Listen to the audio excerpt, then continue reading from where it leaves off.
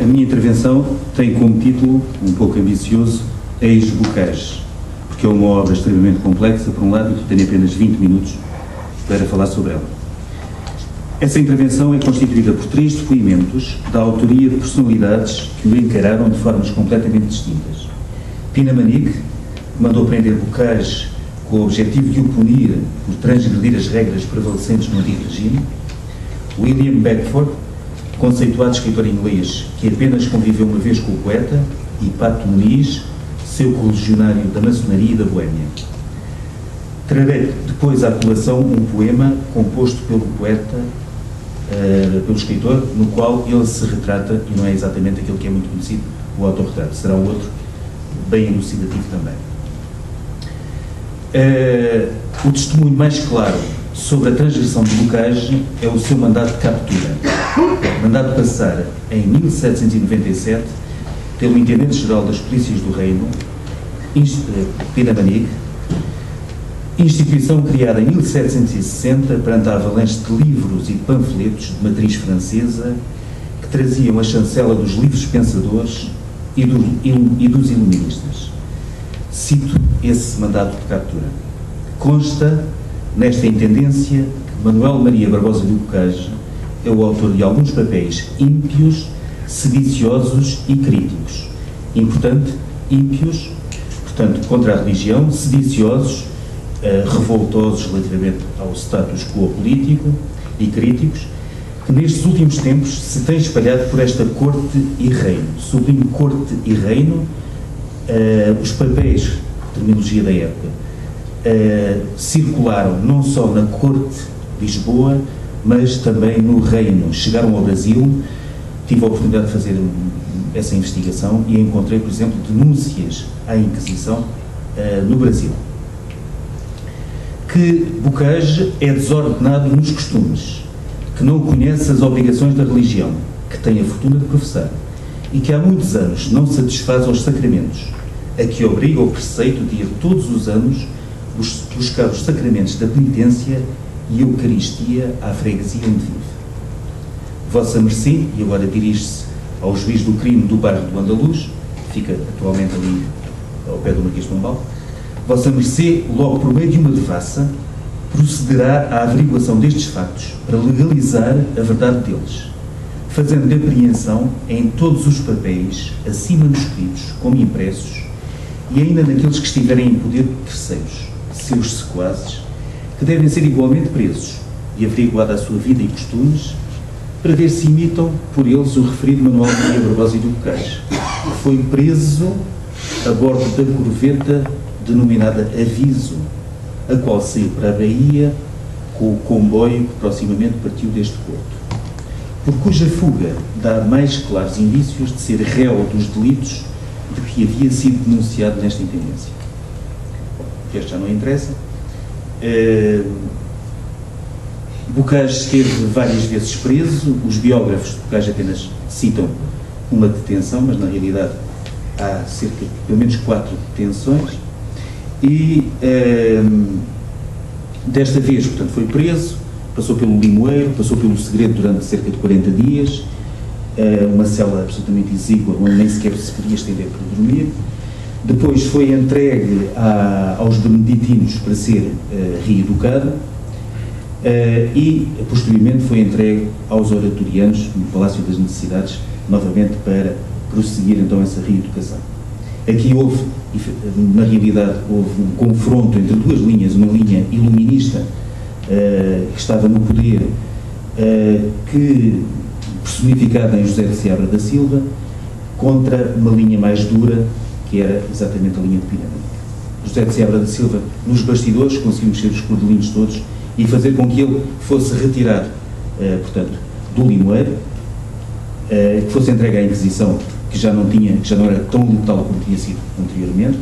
O caso Malagrida, o último condenado ao fogo inquisitorial, tinha sido em 1760, 61, aliás,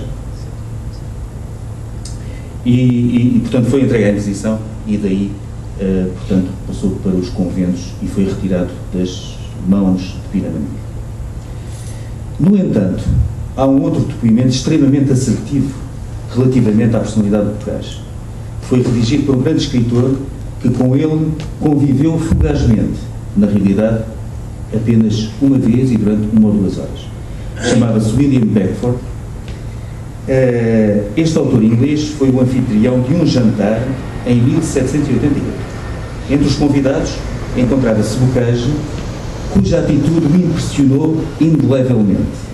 À noite, Beckford exarou no seu diário o seguinte: um mancebo pálido, de complexão fraca, de olhar e modos excêntricos, o Sr. Manuel Maria. A mais fora do comum, mas talvez a mais original das criaturas poéticas formadas por Deus.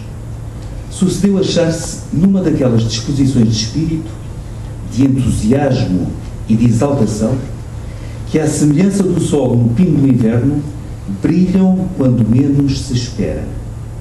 Milhares de ditos agudos, de expansões de alegria zombeteira, de repentes satíricos, disparavam-os de chofre, de modo que todos andávamos a tombos com o riso.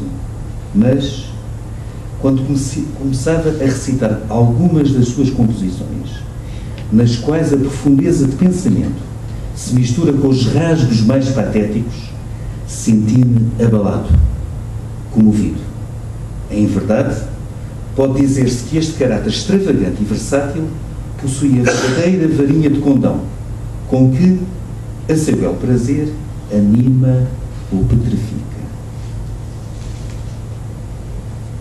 Passamos a um terceiro depoimento, e os depoimentos são recolhidos junto de pessoas da época que conviveram com Bocage, porque até nós chegou-nos uma imagem completamente desfigurada e completamente redutora, Bocage anedótico, Bocage pornográfico, e sobre isso também há muito que dizer, e só as pessoas que o conheceram efetivamente é que podem dizer-nos quem foi Bocage. Pato Muniz era, Nuno Álvares de Pato Muniz, aliás, era o Delfim de Bocage. Com ele confraternizou amplamente na Boémia lisboeta, na maçonaria, nas tertúlias literárias. Liberal e indefesso, acabou por ser detido, a quando das investidas de Dom Miguel, por volta de 1823-24, e enviado para o degredo em Cabo Verde, onde veio a falecer. Vejamos o testemunho de Pato Muniz. Bocage, quando dizia a sua poesia, tomava-se de uma íntima agitação, possuía-se de um sibilino estremecimento, de um furor divino, e em longa e impetuosa torrente lhe afluíam os bons versos, com cópia de nobres e arrojados pensamentos, com profusa erudição e sustentada elegância. Bocage, improvisando, era um prodígio que eu não espero tornar a ver, era um prodígio que ninguém deixou de admirar. Alguns dos seus verdadeiros amigos viam em seus improvisos uma grande ruína de sua saúde, pois que ele, nesses tropéis de fantasia, descorava, afogueava-se, estremecia, caía-lhe em baigas o suor e não comia. Bocage, nos últimos anos de vida, e ele morreu, como sabem, com 40 anos, já raramente improvisava. Por isso mesmo, havia reprimido e moderado os ímpetos da fantasia, cogitava de mais longas composições e tinha projetado uma epopeia sobre o descobrimento do Brasil. Bom, passemos agora a um poema do próprio Bocage. Não é exatamente o autorretrato que todos nós conhecemos, que seria bem elucidativo também, como sabem, mas recorri a um poema menos conhecido, mas não menos elucidativo.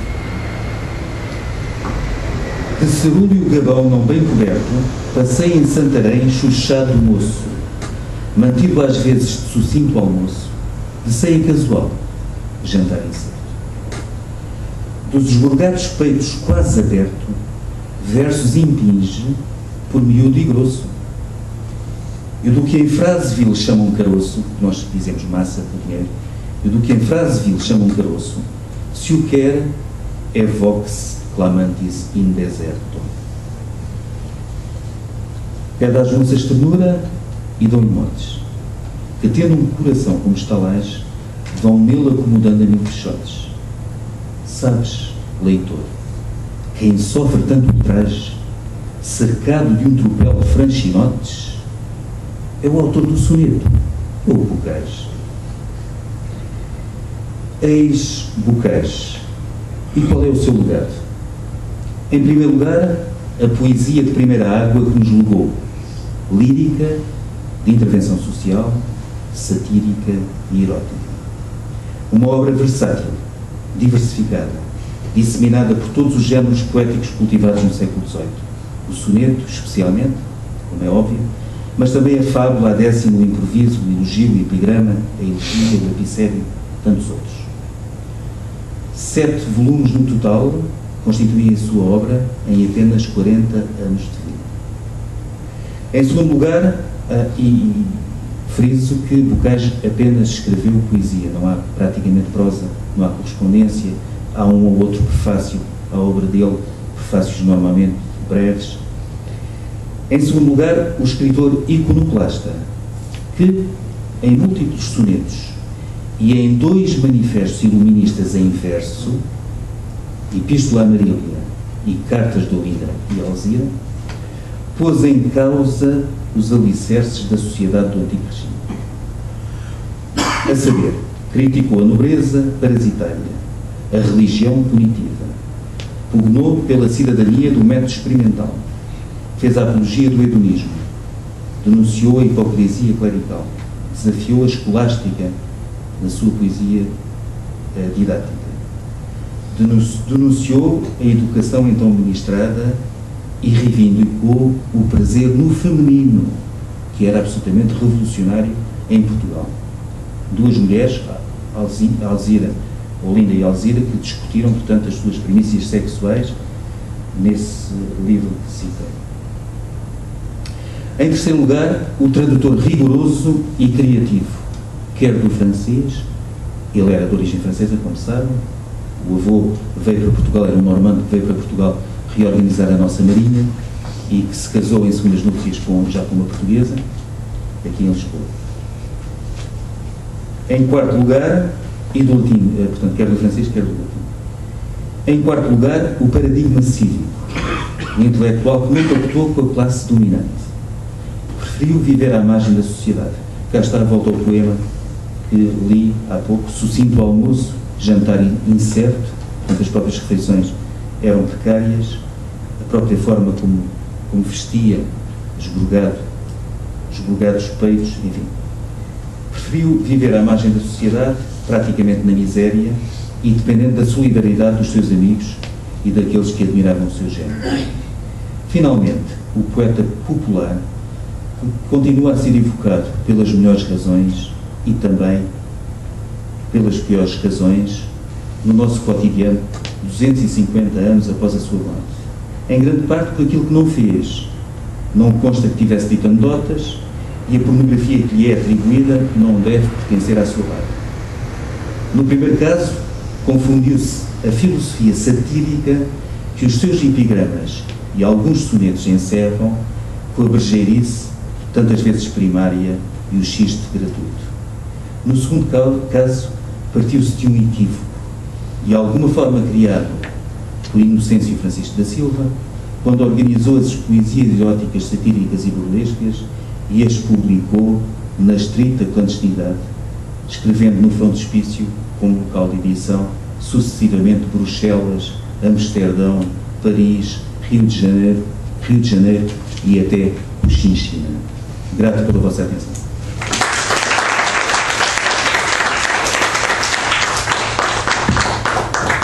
Muito obrigado. Falará de seguida o Dr. Duarte Ivo Cruz. Muito obrigado. Só, enfim, digamos, uma justificação, entre aspas, eu não pude estar aqui nem ontem, nem anteontem, como gostaria, porque não estava no país, nem trabalho. E, portanto, estou ainda hoje muito condicionado. Em qualquer caso, o que aqui vos trago é uma breve síntese da doutrina do Werner na área que, no verdadeiro método de estudar, ele identifica e qualifica como poema dramático, a partir de uma elaboração teórica que é apanágio, como temos visto e como bem sabemos, de toda a obra do Werner. E, ao mesmo tempo, porque conhecida, digamos, em época e a mentalidade, e, enfim, e a perspectiva cultural, um cruzamento com a doutrina dos Arcades, e designadamente com a doutrina elaborada e divulgada por Pedro António Correia Garção, e um pouco sobre a obra dramática da Arcádia Lusitana. A Arcádia Lusitana, lembro aqui, é fundada em 1756, por um vasto conjunto de figuras de destaque na época, mas com o grande mérito de uma origem, digamos, e uma participação profissional e social extremamente variada. O Quito era barbeiro, enfim, o Correia Garção acabou preso por razões de qualquer mal, nunca soube porquê, mas antes disso era, digamos, um alto funcionário. Desculpe. Enfim, e, portanto, é interessante como a Arcádia já dava um passo no sentido de uma democratização, entre aspas, das respectivas origens sociais e profissionais. Ora bem, a obra teatral destes Arcades é muito variada. O Manuel de Figueiredo, que hoje em dia está completamente esquecido, escreveu e publicou por acima de 50 peças, das quais foi representada uma. Eu cito aqui o Garrett, que nas Viagens da Minha Terra refere essa obra como uma coleção imensa de peças de teatro que ninguém conhece, ou quase ninguém, diz o Garrett nas Viagens. Francisco José Freire, portanto, Cândido Lusitano, direto ou indiretamente colhido com o próprio Verney, e escreveu uma ópera portuguesa, Ulisses em Lisboa, e uma só, e portanto é interessante como coincidem estas personalidades, estas obras e estes movimentos de uma forma tão variada. A verdade é que de todos estes Arcades, e ainda dos restantes, o Quita, Cosi Silva e outros, o único que hoje vale a pena destacar como dramaturgo é precisamente o Correia Garção, que só escreveu 4 peças. E é o único que definiu, como podemos ver, uma doutrina consistente sobre a arte dramática. E essa doutrina pode ser comparada com o que o Verney teorizou sobre a arte, sobre o poema dramático, como ele diz. O Verney aborda o teatro-texto no que sintomaticamente qualifica como defeitos particulares do poema dramático. Entra logo assim. E desde logo afirma que, e cito, do poema dramático direi pouca coisa, visto que os portugueses não se aplicam a ele, por se persuadirem que o drama não tem tanta graça em português como em espanhol. Está numa abordagem realmente bizarra. E ele discorda deste juízo, que considera generalizar. Este juízo comum não tem sobra de verosimilhança, e desenvolve. Reconheço que toda a poesia soa melhor na língua italiana que noutra alguma, o que confessam os eruditos das outras nações que chegaram a possuir bem a língua italiana e alguns franceses de outros, não obstante que outros queiram que a francesa seja própria para a poesia. Com que, com sua licença, entendo que dizem muito mal, pois a língua francesa é pouco própria para a poesia, pois não tem nervo nem harmonia, o que é realmente, enfim, dá que pensar. E o Verney é categórico numa curiosa análise da potencialidade dramática dos idiomas em presença. Eu vou fazer aqui uma transcrição do verdadeiro método. O certo é que, depois da italiana, as duas melhores línguas são a portuguesa e a espanhola.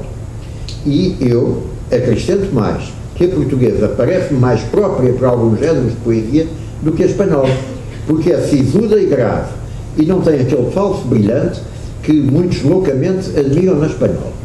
E depois daqueles exemplos, se tirarmos as terminações em ão ou an, els ou ons, etc., não sei que melhor tenha a espanhola sobre a portuguesa, para eu dizerem que aquela é própria para o drama e esta não. Muito mais grave que a espanhola é a latina, e no entanto ninguém nega o poder de servir o drama. E vai por aí fora e acrescenta aos modernos não agrada o modo de compor a comédia antiga e só se deleitam com esta moderna de que parece ter sido inventor Lope de Vega. E com esta é composta de 1000 subtilezas e coisas semelhantes, por isso gostam das espanholas que abundam nisto. Mas com outro estilo, mas como este estilo é muito mau e se deve praticar outra coisa diferente, daqui vem que devem reconhecer que a língua portuguesa é tão capaz para o drama como a espanhola. Bom, e ele prossegue ainda com uma curiosa caracterização de géneros. Assim, diz ele, a tragédia trata de algum caso extraordinário sucedido a pessoa grande. E com ela se deverá moderar a grande ambição dos homens, ensinando-lhes a conhecer que as condições desta vida estão sujeitas a todas as infelicidades. Mas depois segue-se uma crítica curiosa à modernidade da tragédia, tal como então se pratica. Diz, pois devendo ela, a tragédia, contendo somente coisas heroicas, introduziram muitos, imitando os espanhóis, heróis amantes. E ainda os nossos italianos, para agradarem ao povo, que tem uma secreta inclinação por ouvir estes enredos amantes, o praticam. Ainda que os homens inteligentes expressem este estilo, que foi próprio da comédia. E então segue-se, eu vou ler só um bocadinho, um desenvolvimento do que ele considera a comédia. A comédia é uma pintura do que sucede na vida civil e doméstica. Ela ensina 1000 coisas aos ouvintes, mostrando que não quer ensinar, mas somente divertir. Porém, nesse mesmo divertimento está o ensino, porque ela pinta de sorte os defeitos dos homens, que quem os vê ou ouve não pode menos do que envergonhar-se dele e condená-los. Este é o segredo da comédia, saber imitar bem a natureza. Porém, em modo que o vejamos sem advertirmos o artifício. Convém, pois, com a tragédia em tudo. Só dignifica no argumento. E assim, só diversifica no argumento. E assim como na tragédia não basta enredar bem o sucesso, mas é necessário observar a verosimilhança, também a comédia, na qual deve reinar em tudo a naturalidade, mas judiciosamente disposta, daqui resulta aquele particular galanteria a qual os homens de juízo acham nas boas comédias. Bom, os homens de juízo, ele não diz quem são. E finalmente, o Verneuil analisa a estética e a dinâmica do espetáculo teatral de acordo precisamente com o género. E aí, curiosamente, defende uma liberdade de interpretação face ao texto inicial, pois considera, sobretudo na tragédia, a representação rigorosa da realidade. Alguns, para inspirarem o horror, representam na tragédia a morte de um homem e outras coisas impróprias. Era melhor que o matasse atrás dos bastidores, para poupar essa descortesia aos ouvintes, bastante que expusessem o corpo. Realmente é muito curioso. Mas em contrapartida, a comédia é a imitação do natural e todos sabem disso. E assim, não se devem introduzir coisas que desmintam o que é comédia. Desenvolve exemplos que não se deve fazer, os quais, curiosamente, definem um certo realismo, obviamente prematuro. E logo a seguir serve-se uma conclusão inesperada. Diz ele, acrescento somente que as comédias de Camões não me agradam, ainda que uma delas me pareça mais sofrível. Outras que vi modernas em português tinham mais artifício e, na verdade, eram menos más. Bem, isto é realmente uma opinião atrevida, não é? Eu cito aqui alguns autores, designadamente o António Coimbra Martins, que qualifica esta opinião como escandalosa. Entra em polémica diretamente com o Verneuil. Não é curioso. Esclarece a posição com outros exemplos. Diz ele, há que declarar escandalosa, por exemplo, a severa crítica de Camões que vem no verdadeiro método. Em diferentes momentos do século, um Garcês Ferreira, um Voltaire, um Agostinho de Macedo exprimem sobre o nosso épico reservas clarividentes. Ora, Camões é suficientemente grande para resistir à denúncia, mesmo exagerada, dos seus defeitos, e mais sofre afinal com a falsa veneração dos tartufos da cultura que tende a torná-lo odioso a priori aos espíritos livres. Nada menos. E já agora, por exemplo, o António Salgado Júnior, isto é uma recolha que eu fiz, enfim, o verdadeiro método corresponde a uma intenção de apresentar as disciplinas aprendidas de forma que fossem orientadas e metodizadas mais racionalmente. Isto é o prefácio à edição na qual eu trabalhei, que é dos velhos clássicos já da Costa. Enfim, que acabou, até a livraria acabou. E daqui, a partir daqui, eu faria então uma referência ao Correia Garção, como fundador, animador e dramaturgo referencial da Arcádia Lusitana, que é de 1756. Seguirei, Garção, efetivamente, para lá das 4 peças, sem sucesso nenhum, que escreveu e que chegaram até nós duas, o Teatro Novo e a Assembleia Partida, em sucessivas dissertações e orações proferidas na Academia, na Arcádia, perdão, e mesmo nas peças referidas de outra maneira, sistematiza e define uma espécie de teoria geral arca sobre a dramaturgia e a criação literária em geral, que eu sintetizei do seguinte modo. Isto é, portanto, a lição do Garção e que cruza com a teoria do verdadeiro método de estudar de uma maneira curiosa. Primeiro, teatro. Não ensanguentar o teatro. Isto é, não representar cenas violentas antes de narrá-las. Cá está, porque é que se mata em cena, mostra-se o humor.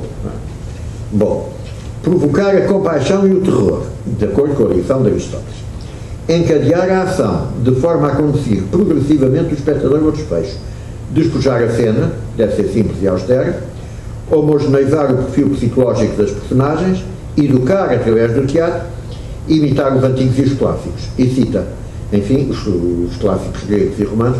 Os portugueses citam o Ferreira, António Ferreira, Sá de Miranda, Gil Vicente, Camões. E fica por aí. Bom. Isto suscitou opiniões que eu, para terminar, trazia aqui e que são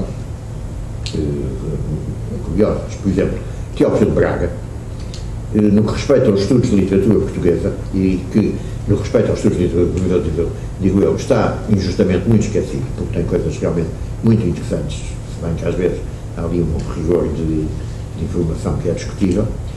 Ele desenvolve muito o estudo do verdadeiro método de estudar e considera o precursor da análise crítica entre nós da literatura europeia. E então, em relação à Arcádia Lusitana, é perfeitamente ditirâmico. Diz, não chegou a 2 décadas a sua duração, mas nesta passagem meteórica deixou um traço de luz que influiu em todo o resto do nosso século XVII, não obstante, não obstante as suas doutrinas estéticas, pela sinceridade com que considera a sua missão dignamente e oportunamente cumprida. O Fidelino, por exemplo, na história da literatura portuguesa, abre o estudo sobre o Garção com o enquadramento determinante em Verney, o qual varejará toda a vida mental de então, no seu verdadeiro método de estudar, sem deixar de conceder amplo lugar à análise e apreciação das teorias poéticas da sua prática. Isto, portanto, ele abre a análise sobre o Garção com esta referência ao Verney.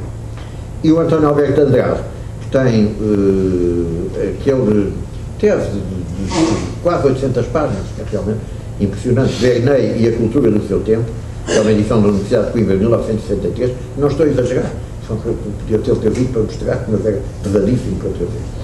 Afirma, como para Verney, também para Garção, o classicismo é sobretudo processo de técnica, em que a elegância transborda naturalmente da simplicidade, da pureza da língua e do valor normal dos vocábulos. Cruza os dois. E avançamos já para terminar.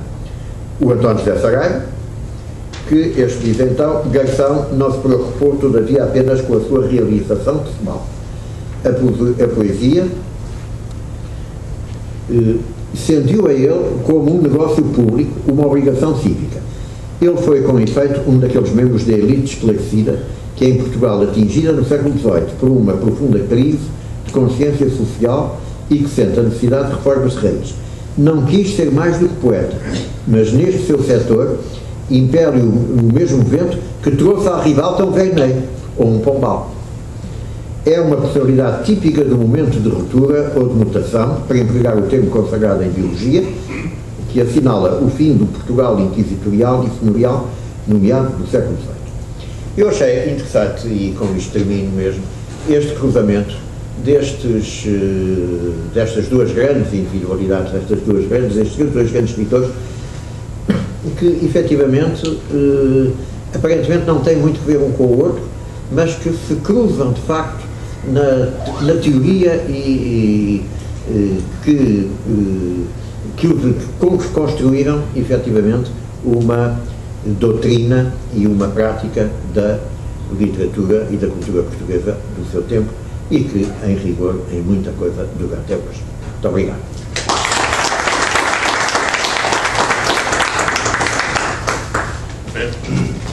Muito obrigado aos três oradores. Sinto-me particularmente satisfeito e honrado por ter presidido esta sessão. As comunicações foram as três magníficas, trouxeram-nos muita matéria para reflexão e passo já então ao período de debates. Ainda temos 16 minutos. Comportaram-se muitíssimo bem, porque no global ficamos com mais tempo e, portanto, se alguém quiser colocar alguma pergunta. A primeira questão tem a ver com, digamos, a referência que fez ao António Cano Franco, não é? E, portanto, na sua preparação de intervenção, supor que ia ser trabalhado um outro aspecto, não é? Não chegou a dizer qual era esse aspecto, ou pelo menos eu não estive atento, só para ficar com a ideia, o que é que, no seu entender, merecia ter sido e que não tocou por causa de... Renato Epifânio sabia melhor ver o que é que o António Cano Franco via, que não era esta questão que eu ia tratar, eu orientei-me para aqui. O António Cano Franco ia tratar sobretudo da poesia naquela época. A poesia na época de Vermeer. Por isso eu me desloquei para a questão teórica, digamos, ao meta-literário. Não, pensei que fosse algo já definido. Sobre natureza e funções da poesia. A questão que eu tinha para colocar quer dizer, muito embora em relação, quer dizer, ao verdadeiro método de estudar, que ali referiu, portanto, as edições de Chá da Costa, portanto, os 5 volumes das 15 cartas, não é? E que habitualmente a gente chega à livraria hoje em dia, acham que está tudo, digamos, naquelas 3 cartas, as 2 da retórica e poética da presença, não é? E praticamente, digamos, como que se resumisse a isso, não é? Quando se deram livrarias, não é? Mas a questão que lhe colocava é isto, portanto, salientou uma literatura de ideias, não é? Portanto, uma poesia, ao fim e ao cabo, de ideias, fosse narrativa ou até mesmo lírica.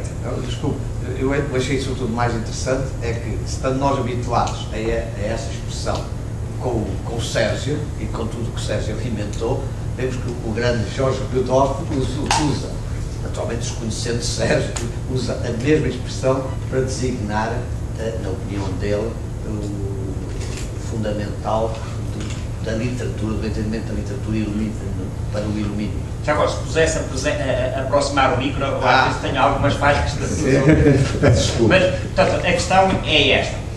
Que confronto é que faz entre, portanto, essa visão, portanto, da poesia, não é?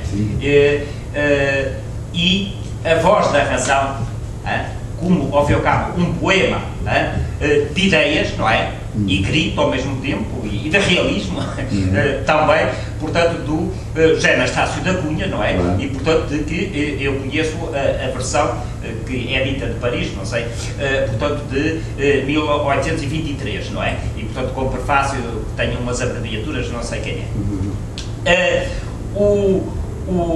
Fiquei também com a curiosidade como é que encararia a hipotética epopeia, portanto, poesia talvez narrativa, não é? Que ali o professor Daniel Pires salientou que acabou por não ser concretizada, não é? Mas estava a ideia do Bocage. Para terminar, ontem aqui o professor falou no Tomás de Gonzaga, que é mais conhecido como poeta, não é? Também. Portanto, aqui, ao nível do Brasil, agora da Boémia também cá. Mas como é que, portanto, confronta com o Vermeer? Portanto, eram estas Muito bem, então, muito brevemente, ainda bem que falou do Anastácio Cunha, mas no fundo uma coisa é aquilo que Vermeer queria sempre partilhar. E já agora, eu por acaso desconheço, e vou tentar estar atento, tentar ver esse livro As Luzes que aí mostrou, portanto, do professor Calafato, não é? É o terceiro volume da história do pensamento filosófico português. E daquela... Sim. Como o aspecto é diferente... Porque já editado no círculo de leitores, mas no fundo é o mesmo, é a mesma obra. Ora bem, uma coisa para ser o mais esquemático possível é o que o Werner teria que partilhar com a estética, no fundo, intelectualista e pragmática do neoclassicismo iluminista, que é protagonizado em Portugal, sobretudo por esse novo fenómeno de funcionamento institucional da literatura, que são as Arcádias, não é? A Arcádia lusitana, principal, e depois outras Arcádias, nomeadamente Arcádias dissidentes, com a questão de vocais, etc. Exato. E que foi depois também muito importante no Brasil, uma coisa para toda essa estética neoclássica, é uma estética intelectualista e pragmática.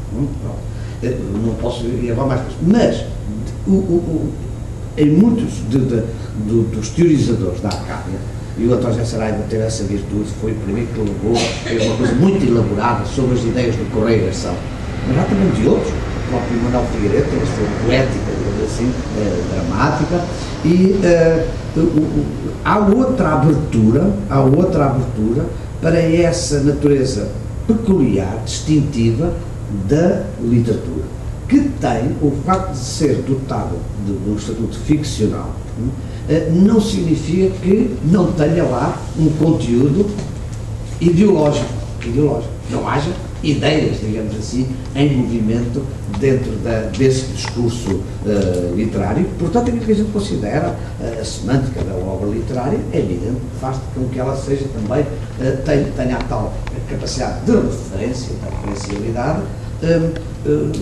também no campo das ideias, Mas não é apenas uma literatura para expandir, para transmitir ideias que vêm de fora. E aí é que aparece, digamos assim, a oscilação do Werner, que tende a entendê-la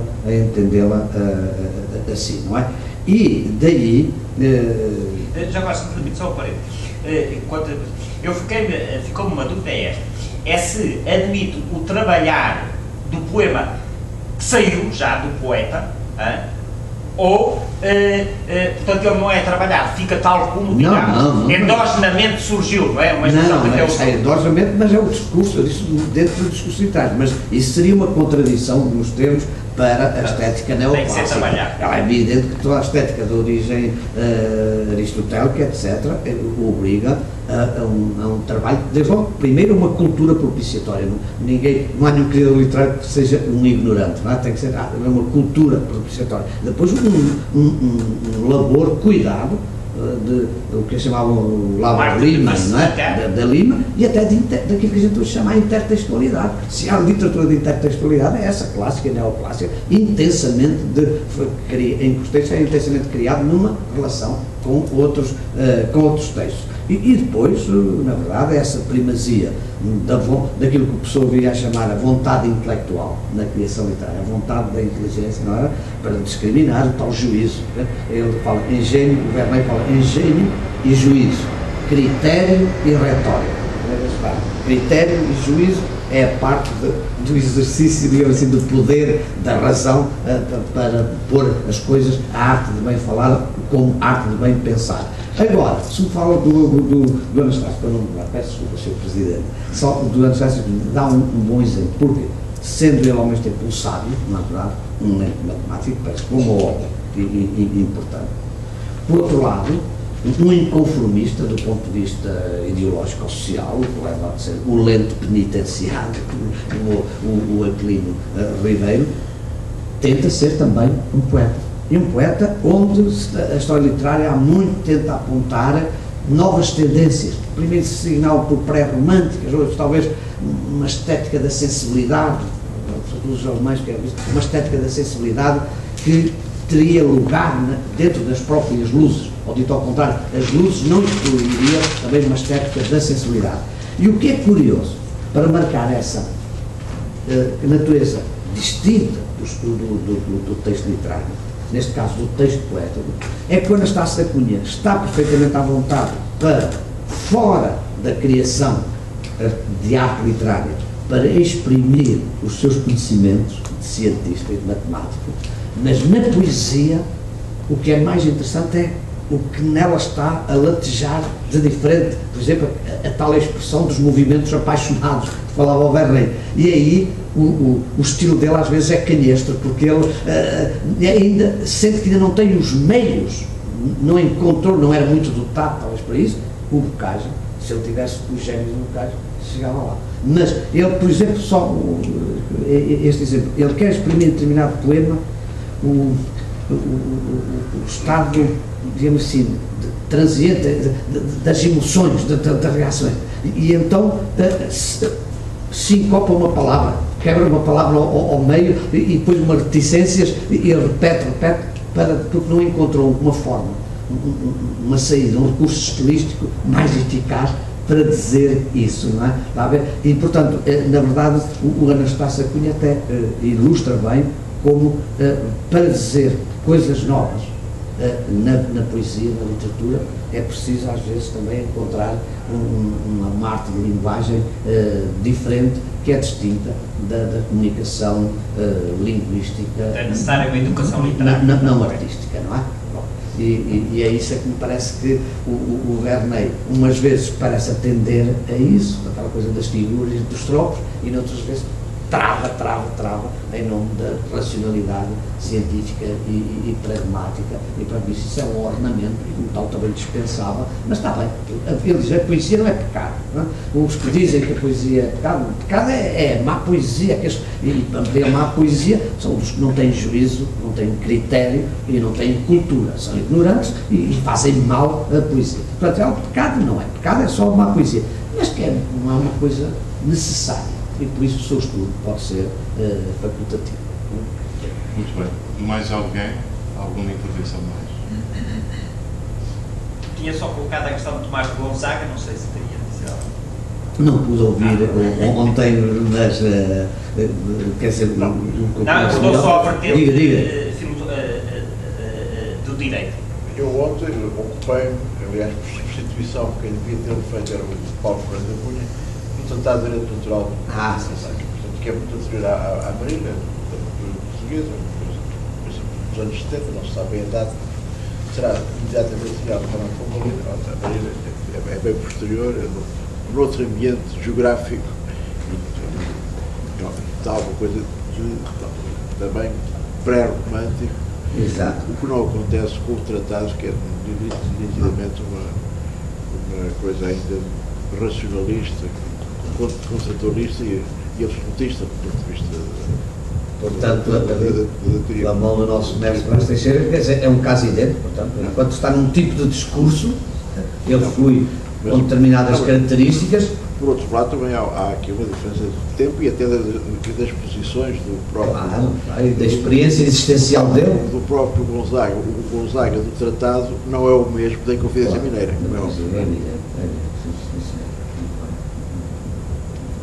Mais?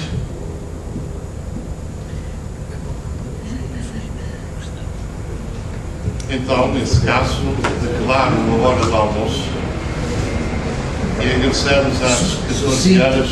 Esperemos que seja o sucinto almoço.